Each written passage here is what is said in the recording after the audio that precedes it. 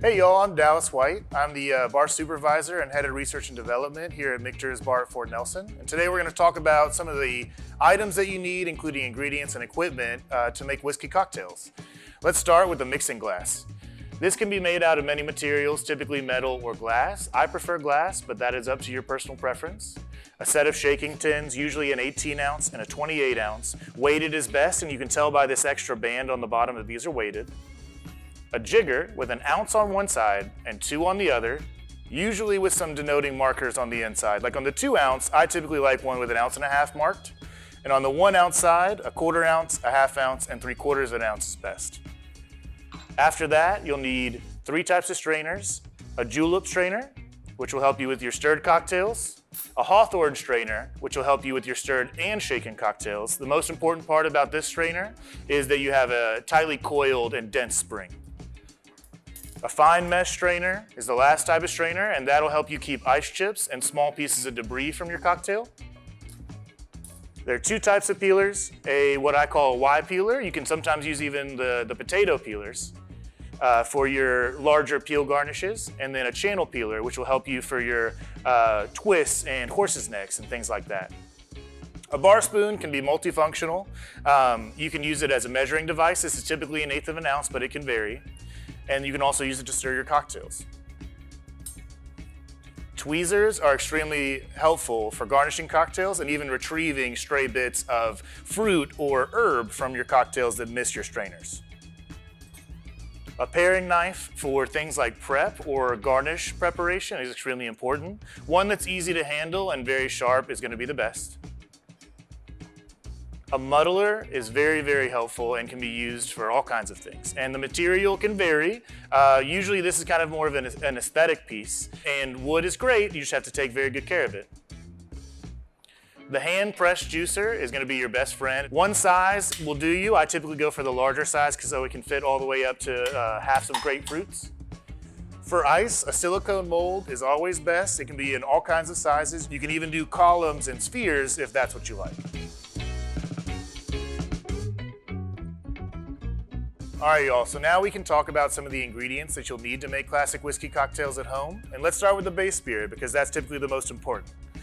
You'll need a good bourbon and a good rye. I usually grab the Michter's US 1 bourbon and US 1 rye for my cocktails, but you can grab whatever you prefer. Some classic whiskey cocktails will call for Scotch, Irish whiskey, or even Japanese whiskey now. Some of those are modern classics, and you can use your own discretion on what you like there. After you've got your base spirit taken care of, then we'll talk about things like liqueurs and other modifiers. So dry curacao is extremely useful for things like whiskey sours.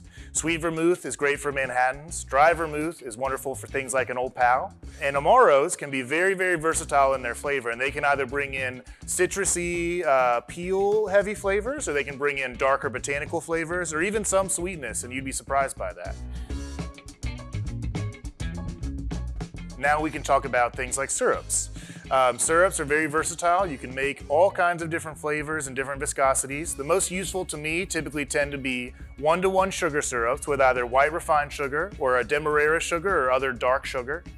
Honey syrup, they can be either 2-to-1 or 3-to-1 honey to water, depending on your sweetness and viscosity preference. Those are great in something like a Gold Rush, or even something like a fig syrup, which is one of my favorite things to mix and match at the bar. It's equal parts sugar, juice, and fruit. And you can mix and match that combination in any way you'd like and create flavors that are great for any season.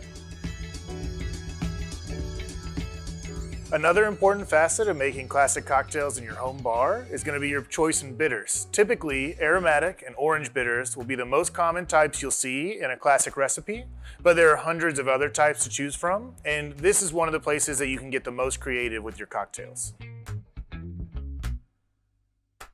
Next, let's talk about ingredient freshness and fresh ingredients. So fresh ingredients such as lemon juice, lime juice, orange juice, or things like mint, basil, rosemary, they will always be better towards their peak ripeness. All right, y'all, the final thing that we're going to talk about is going to be ice. Typically the most overlooked portion of any cocktail.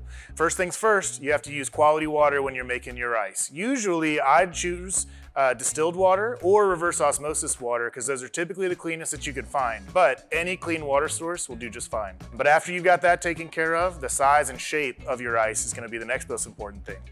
1 inch by 1 inch cubes are typically the most useful behind the bar for stirring, shaking, and serving, but you can use all kinds of shapes and sizes. We will use 2 inch by 2 inch cubes for things like old fashions. We'll use 5 inch long, 1 inch by 1 inch columns for things like highballs, and sometimes we'll even use spheres in a coupe glass for things like a boulevardier.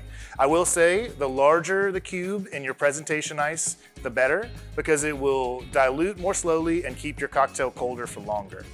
And y'all, with that taken care of, hopefully we've equipped you with everything that you need to know and all the different tools you might need to make classic cocktails at home to enjoy with your friends. And we hope you really enjoy them. Cheers.